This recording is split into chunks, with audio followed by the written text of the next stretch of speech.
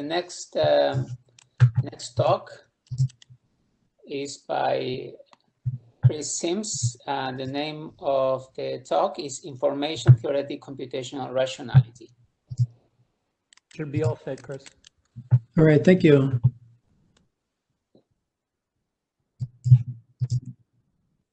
Okay, you can see my slides. You can hear me okay? Yes, perfect. Great. So thanks. It's an honor to be invited to talk to this group. I am a cognitive scientist through and through, so I probably won't be teaching you much about information theory, but hopefully I'll be telling you something about how information theory can be used as a lens to understand the mind better. And so the title of my talk, Information-theoretic computational rationality, it's an extension of an idea that was put forward 5 years ago in this paper that was published in Science by Sam Gershman, Mark Horvitz, and Josh Tenenbaum.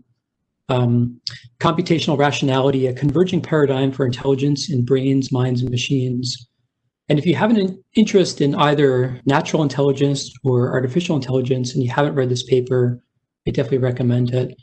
But they identify a growing convergence between these two fields, and they slap a label on it. They call it computational rationality, where the goal is to identify decisions with highest expected utility. But the key part, the new advance in the last decade or so, is while taking into consideration the costs of computation in complex real-world problems in which most relevant calculations can only be approximated. So the idea is we've had rational algorithms for decades and decades, expected utility theory, Bayesian inference. We've no trouble explaining what brains and minds should be doing. The question has been how, and so it's only been in the last 10 or so years that we've developed new families of approximate optimal algorithms. So things like Markov chain, Monte Carlo, variational approximation, yes, deep neural networks, and stochastic gradient descent. And the idea is that these aren't just ugly hacks that allow us to approximate the problem we're actually interested in. They are beautiful hacks because they allow you to trade off computation against and time against the quality of your results. And that's not a problem, that's not a bug, that's a feature, because that's exactly the problem that brains and minds have to solve as well. Brains and minds exist in the real world, and they have finite time, they have finite resources. And so this kind of latest generation of approximate optimality in machine learning, it's becoming closer and closer to useful theories of brain function. So I really like this paper. Information theory gets short shrift in the paper, and so really my talk is viewing computational rationality through the information lens. And so to just concisely define what I mean by that, my goal is explaining natural intelligence as systems that produce behavior with the highest expected utility, subject to constraints on the ability to store, transmit, and process information. So the claim I'll be making is that the reason why I'm giving this talk today and why we couldn't have had this talk, say, in 1948, there's some new ingredients that haven't really been fully considered. Information theory is a big part of it, but information theory by itself is insufficient. So the information lens by itself lacks resolving power for really understanding the nature of the mind.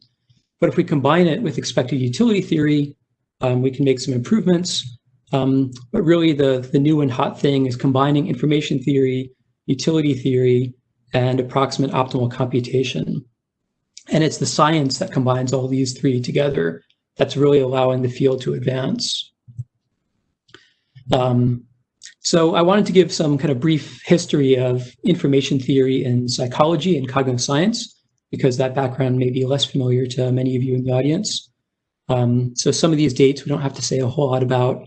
1948, Shannon's publication of in his treatise. 1950, Turing published Computing Machinery and Intelligence, basically formalizing the problem, can machines think?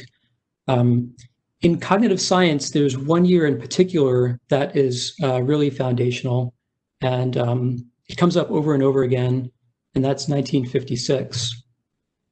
So several things happened in 1956. One was this workshop, the Dartmouth Summer Research Project on Artificial Intelligence, that coined the name artificial intelligence. And also at that workshop, Alan Newell and Herbert Simon demonstrated arguably the first artificial intelligence program. Another thing happened in 1956, however, that's arguably more important, and that is another workshop, the Massachusetts Institute of Technology Symposium on Information Theory. So Claude Shannon was in attendance, but this is hugely important in the history of cognitive science. So here's a quote from George Miller, I'll say more about in a minute. I date the moment of conception of cognitive science as 11 September 1956, the second day of a symposium. So this is big. So it's saying that cognitive science is kind of literally born of information theory. So you might wonder what was so special about the second day of the symposium. Miller talks about that a little bit. A few things happened, but building on Yuhai's introduction, on that second day, a team of researchers from IBM, including Nat Rochester and some of his colleagues, they used the IBM 704 to implement and demonstrate Donald Hebb's theory of cell assemblies in neuroscience.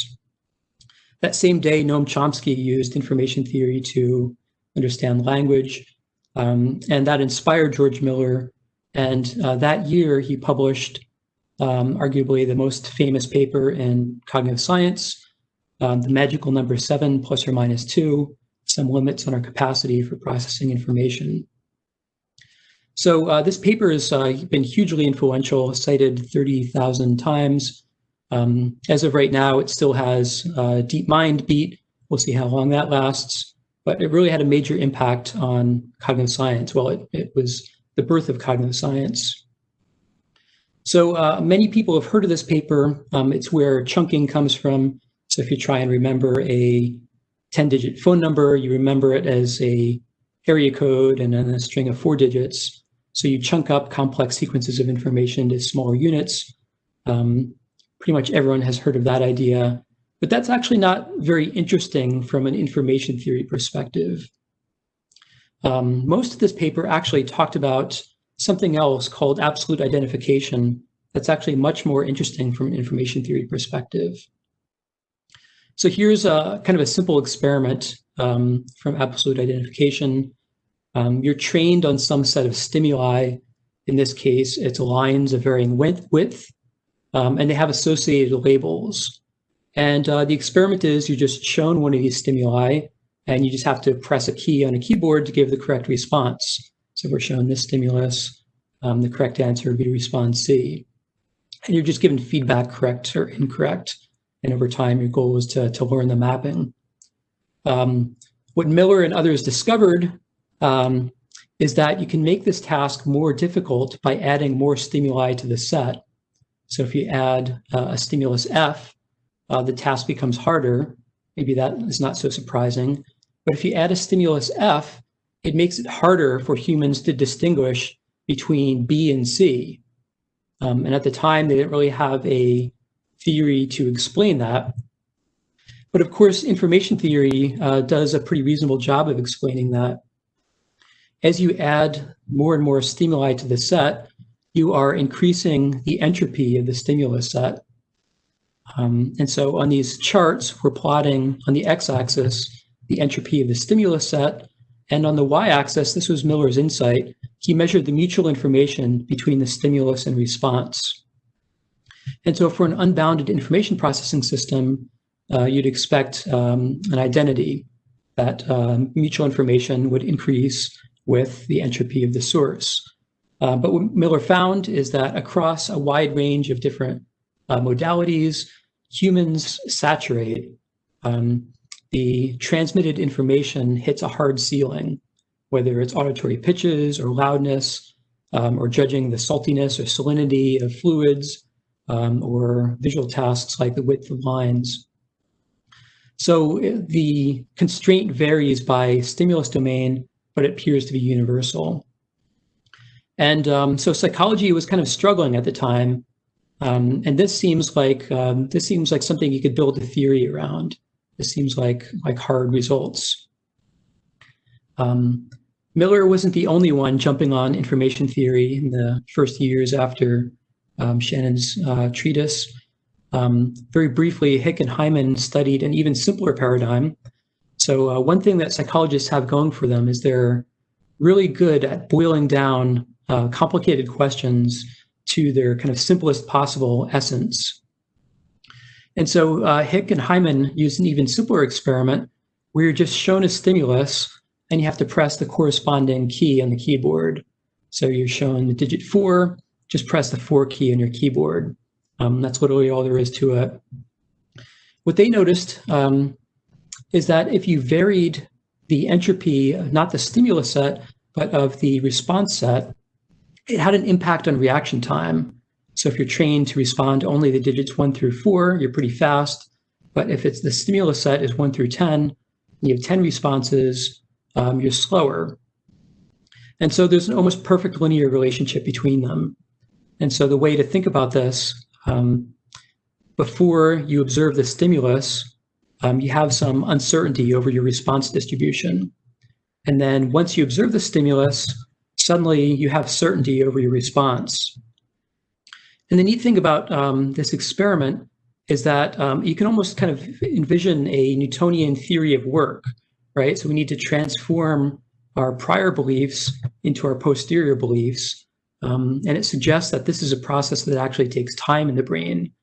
And so this is kind of like a Newtonian law of psychology, which was revolutionary. So all this happened like right in the first couple years after information theory's existence. So within the first few years, we realized that information is a constraint on intelligence, particular natural intelligence. And in addition, information can also be a useful measure of computation, the transformation of beliefs from a priori to a posteriori. So it's not that information is literally computation, but it's a way of indexing the amount of computation that's been performed, because the goal of computation is to transform beliefs. So that was pretty good for the first 3 or 4 years within information theory's existence. But interestingly, things kind of petered off after that. Shannon himself was a bit skeptical about the application of information theory to psychology, and others were more and more. In 2003, this paper was published, Whatever Happened to Information Theory in Psychology. And it really has kind of a shocking abstract. So it's 2 or 3 sentences. I'll read the whole thing. Although Shannon's information theory is alive and well in a number of fields, after an initial fad in psychology during the 1950s and 60s, it no longer is much of a factor beyond the word bit in psychological theory.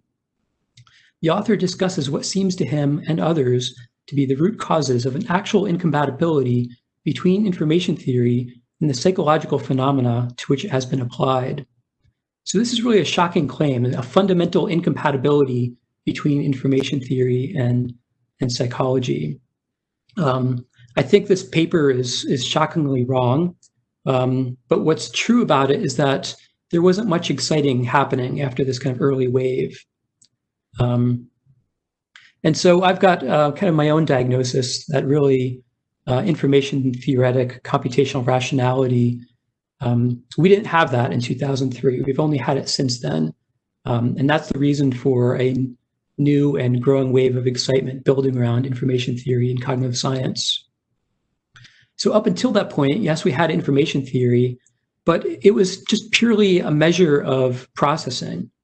An important point about intelligence, whether artificial or natural, the goal is to produce good behavior, right? So what's the purpose of a brain in a vat? If you can't influence the world, there's no point in being able to process information. So evolution, its entire driving force is to produce intelligent systems that can produce good behavior. And up until that point, information theory hadn't been tied to utility behavior. So I'll be talking about rate distortion theory, which is kind of the canonical tool for tying information theory to expected utility theory. That's also existed since Shannon's original work. But what we didn't have until recently is this final ingredient, this kind of important, necessary element of being able to tractably do things with information theory plus expected utility theory. And these kind of tractable approximations turn out to give us better theories of how the mind and brain operates. All right, so my entry into information theory actually came from the study of visual memory. So around 2009 or 2010, I had read this paper which had kind of another simple experiment on human memory for colors. And the paper was arguing about what is the nature of memory representation for kind of simple continuous features like color or size or line orientation. And the way the experiment worked is subjects were shown an array of these color patches, and then the screen is blanked for about a second, and then you're given a probe. So one of these rectangles will be highlighted, and then you need to respond. You need to click on your memory for the color. And so if you remembered it being purplish, you might click on around this point on the color wheel. And so the basic behavioral finding from this paradigm is what's known as the set size effect. So down here, we're plotting the distribution of errors as a function of how many colors you have to remember simultaneously. So with just one color, you're pretty accurate. With two, your memory precision starts to degrade, 4, 6, and so on. So you could plot it as your recall standard deviation as a function of the number of items. So believe it or not, in 2008 or 2009, the field didn't have a theoretical framework for explaining why this should be the case. There were competing theories built around whether there's kind of a discrete number of slots in memory. People argue about whether there was some continuous resource that got exhausted, but the nature of that resource was kind of unknown.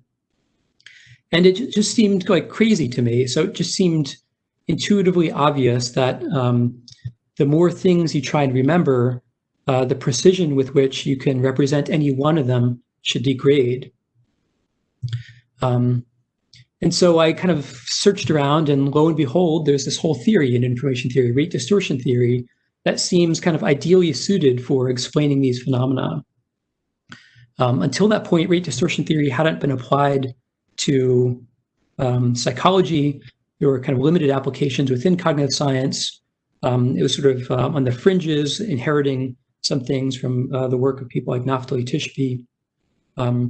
But the general picture is that this kind of first wave, the first generation information theory in psychology, it really focused on error-free coding of discrete symbols. When in reality, so much of our world is coding of continuous information. So how can information theory explain your mental representation of a color patch, let alone a face or a painting? Certainly, we don't close our eyes and exactly remember what someone's face looks like. That's impossible. It's kind of a fundamental result from information theory. It would require infinite precision. So rate distortion theory is the answer. And my original work was applying this to visual memory. We've talked a little bit about, you've heard about rate distortion theory, I guess, several times already, so I don't need to say too much about it. But the idea is that stimuli that we're trying to remember are samples drawn from the world. The world is structured, so visual stimuli has some distribution. We try and remember what things look like, but really we're encoding a mental representation.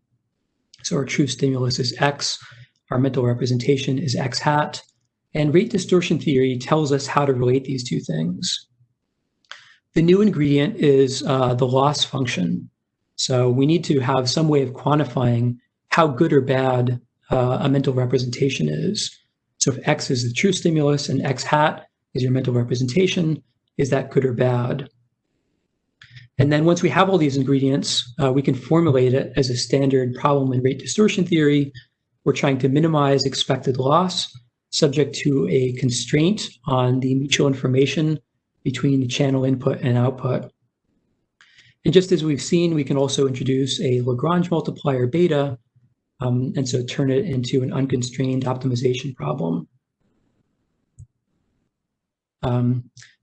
Perhaps one of the most basic results in rate distortion theory is the conditions for achieving an optimal channel in the rate distortion sense. So Blahut, among others, showed that an optimal channel will have the following properties, which we can in turn use as a theory of understanding the nature of mental representations. So what this is saying is that the probability of a particular representation given a stimulus should be proportional to this product. And we can just understand these two terms.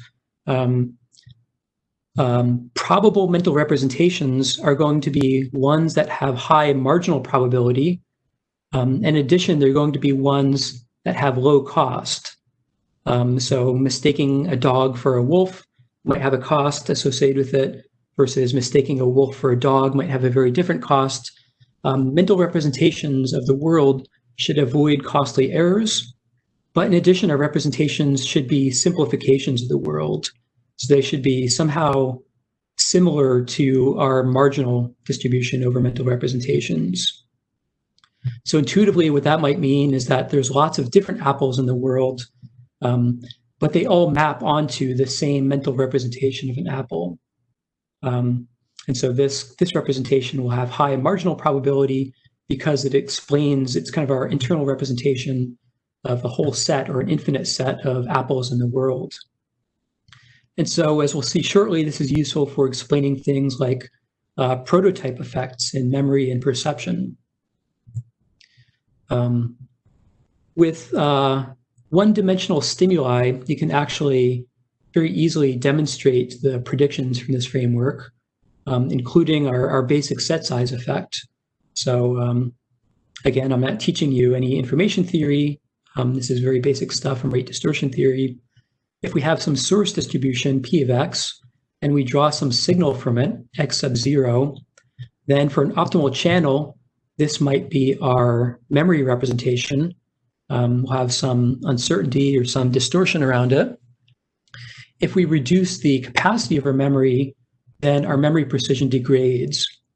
And so the most intuitive model is that if you have n bits of channel capacity and you have k items that you're trying to store in visual memory, then you just allocate n divided by k to each one.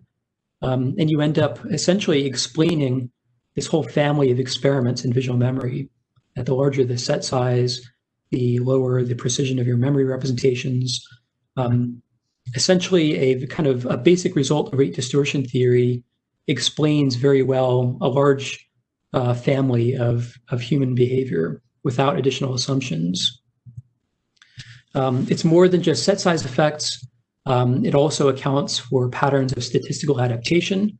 So now assume that the world has structure, as of course it does, so that now your source distribution is no longer uniform, but has some structure to it, here in this case a Gaussian.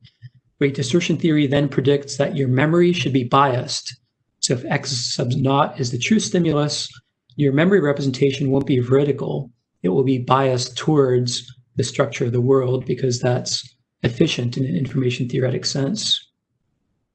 Also, the precision of your memory is not a function of the stimulus, but it's also a function of the distribution from which that stimulus is drawn.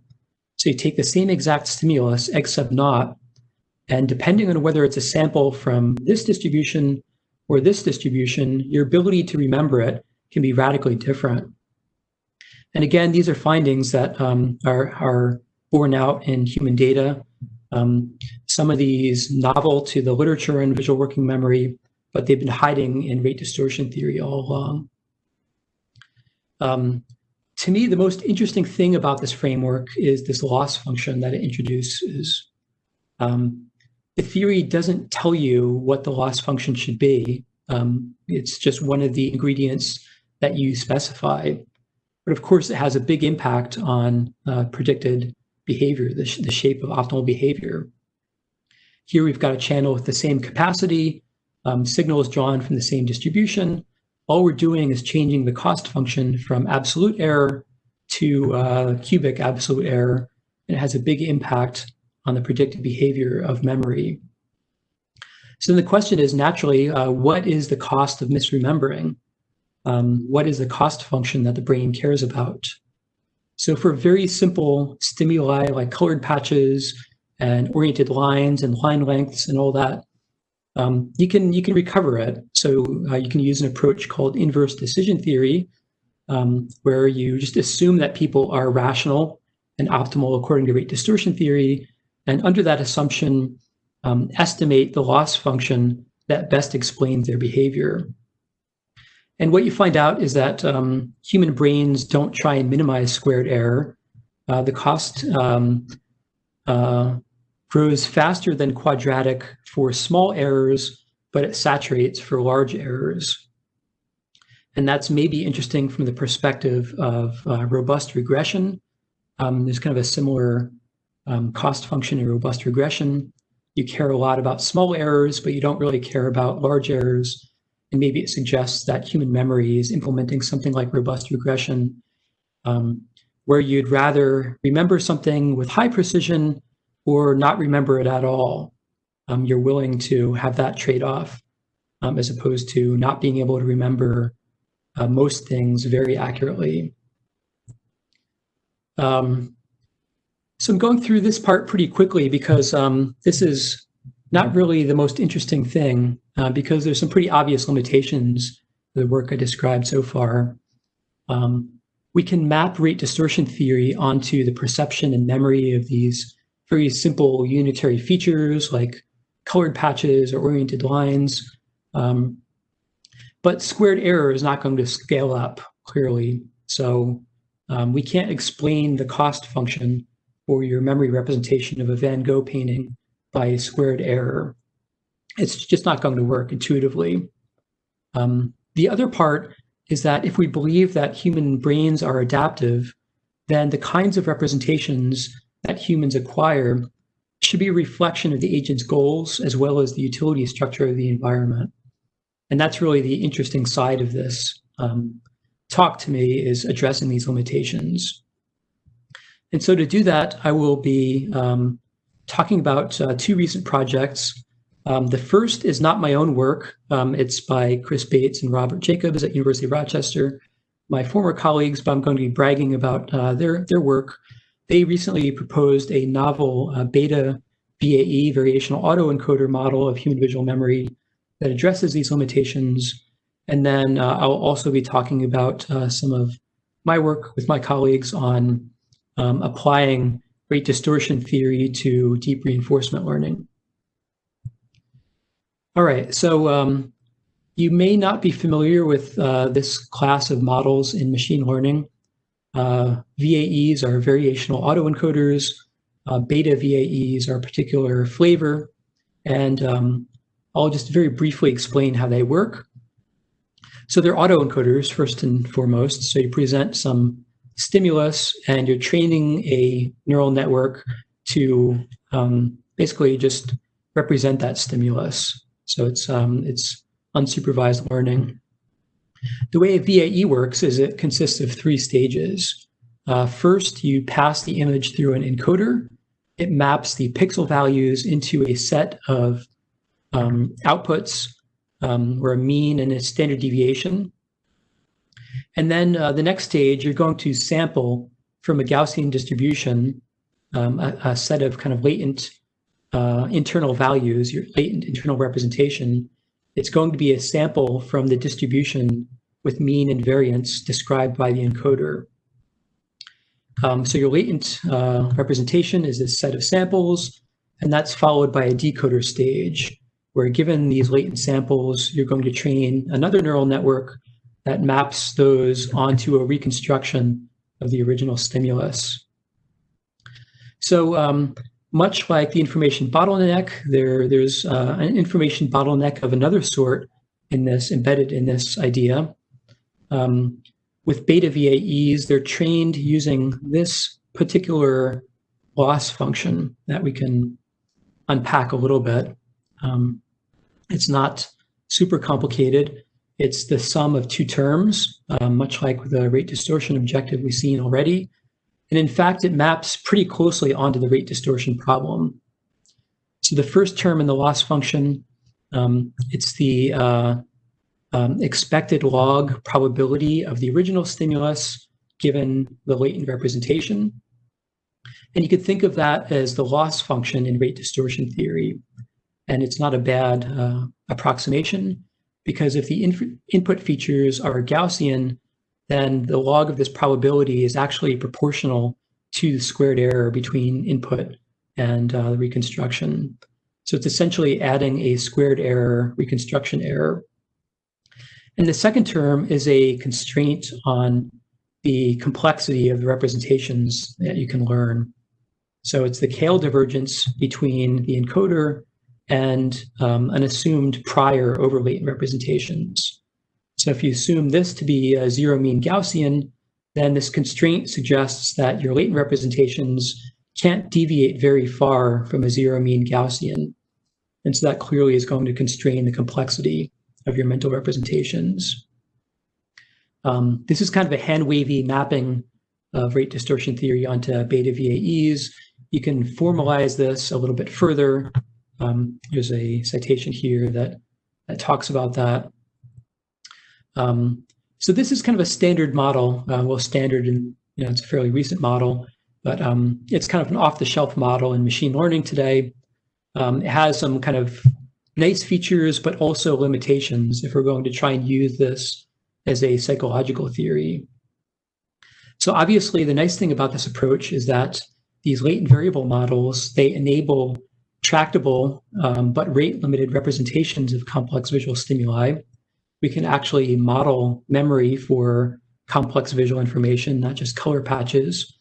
But the limitations are that the reconstruction error, it's still not a realistic theory of human memory. So human memory doesn't care about squared error. It cares about something else. We don't know what maybe, but not squared error. And this other point that representations should have something to do with behavior. Representations should be good for utility of your behavior in an environment, and that's absent from beta VAEs. All right, so to motivate how we can fix this model, one more simple psychology experiment. Now your goal, I'm showing you this rendered plant stimulus, and your task is just to remember what this plant looks like. I'm going to take it away and show you another one. And the task is this plant the same or different? It's different. It might not be obvious to you why it's different. So for human observers, it's a fairly difficult task. But now consider if you're not just kind of any random person off the street. Suppose you are a botanist.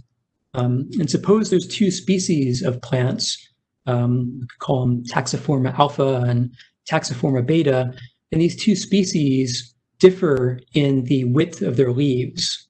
So suddenly, leaf width has relevance to your behavior in the world. How can we capture the importance of that within this framework?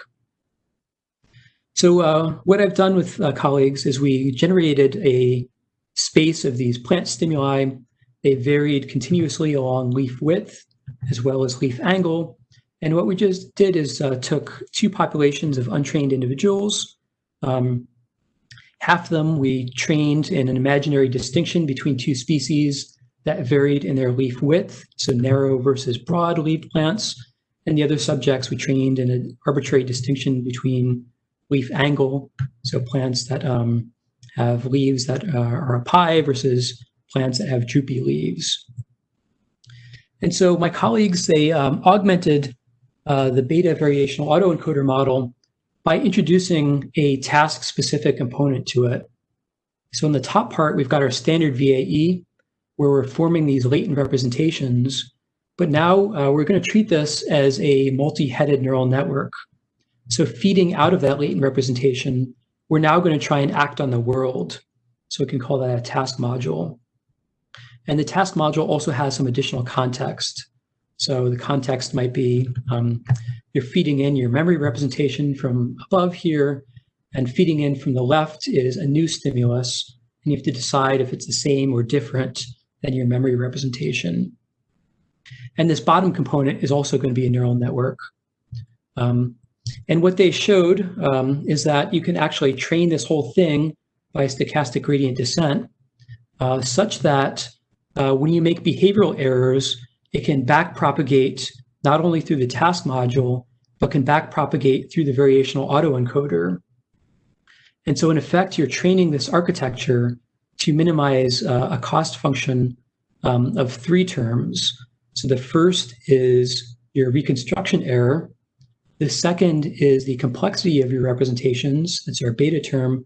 And then the third is the cost of errors in terms of behavior that you actually care about. And so just to kind of illustrate the behavior of this model, you can explain set size effects, but now using kind of rich natural stimuli. So here we've got a model where we're varying the capacity by varying this beta component. The top figure, the left column is the input stimulus, and the right column is the reconstruction from the VAE. And so with low capacity, your memory representations are very degraded, and as you increase channel capacity, your memory representations become more and more precise. That's all well and good. But also your memory representations are task dependent. So you can train this neural network in a condition where it only cares about error in detecting changes in leaf width, or it only cares about errors in detecting changes in leaf angle. And so here on the left is your target stimulus. When you only care about leaf width, your memory representations preserve leaf width, so you can preserve in memory that the plant has narrow leaves, but you really don't know anything about their width. Versus if you care about leaf angle, then you'll preserve the angle of the leaves, but you have no information about their width. In addition, I've mentioned this idea of categorical perception. If stimuli in the world have structure, so that now there's kind of a mixture distribution over leaf angle that you're sampling stimuli from, you end up with a categorical memory representation, such that here on the bottom, we're increasing the leaf angle of stimuli, so from left to right. So we're continuously increasing the leaf angle, but our memory representation isn't really changing at all. So we're mapping this infinite set of visual stimuli in the world basically onto a categorical or dichotomous prototype representation in memory, where stimuli either have high leaf angle or low leaf angle. And there's kind of a sharp transition in your memory representations. So this is an improvement. I think this is kind of a step forward in understanding the nature of human memory representations. And it requires all 3 of these ingredients: information theory, plus utility theory, plus our ability to tractably solve these rate distortion problems. And that actually turns out to give us better models of how those problems might be solved in the brain. All right, so I have about 5 minutes. I'm going to quickly go through the next example, which is applying the same approach, information-theoretic computational rationality, onto this other very different field, reinforcement learning, which has also been the rage in deep learning for the past 10 or so years. So very briefly, if you're unfamiliar with reinforcement learning, the basic problem setup is that you have some agent who exists in an environment. The agent perceives a state and has to decide how to act. Those actions influence the environment, and the agent might get some reward. And so the goal is to shape the agent's policy, the mapping between its state and its actions, in order to maximize its expected reward. So reinforcement learning, it's not just a theory of machine learning, it's also a very rich theory of neurobiology. And in particular, a family of reinforcement learning algorithms called the actor-critic neural architecture. This is an architecture that separates the agent into 2 components, one of which is called the critic. The job of the critic is to map the state or stimulus into a value function that explains the expected reward associated with taking actions in that state. And the other, which will be the focus of my interest, is the actor component. The actor takes the state of the world and maps that onto a probability distribution over actions. And within neurobiology, there's a fairly reasonable mapping of the actor-critic architecture onto brain regions. The cortex is involved in state representation. Dopamine neurons in the midbrain are the training signal for updating the critic and ventral striatum, as well as the actor, which is implemented in the dorsal striatum.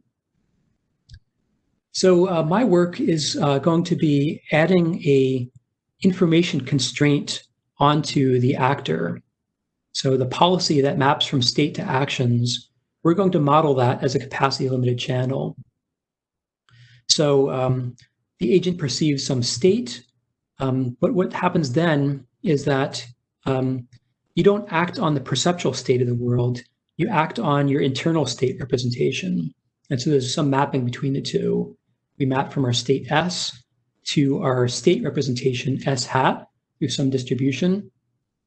And then we finally act on that. So there's some mapping between our state representation S hat and our action. And we're going to apply the standard rate distortion framework to this overall channel. So what we want to do is minimize the expected loss of our agent, subject to a constraint on the mutual information between the task state and the actions you perform in the world. And again, you could turn that, you can introduce a Lagrange multiplier. And the interesting thing now is that we don't have to speculate about what the loss function is. Loss is literally loss of utility to the agent. So within reinforcement learning, your critic is learning this Q function that learns the value of actions. You can literally define the loss function as the loss of utility associated with taking a particular action in a particular state. The hot new thing is implementing all of this using deep neural networks. So now our policy, instead of just abstract box and arrows, it's a deep neural network where we have our perceptual state, we have some latent state representation, and we have some action outputs on the side. The new piece is now adding an information constraint to these hidden layers of the neural network. And so we're going to do that by optimizing our neural network, not using the standard objective of minimizing expected cost, but rather minimizing the rate distortion objective. So it has an extra penalizer for complex representations. And so what this achieves, we know that human learners are capacity limited. We've known that since the early days of information theory, but humans, they seem to do okay, right? So we managed to get along in the world despite having capacity limits.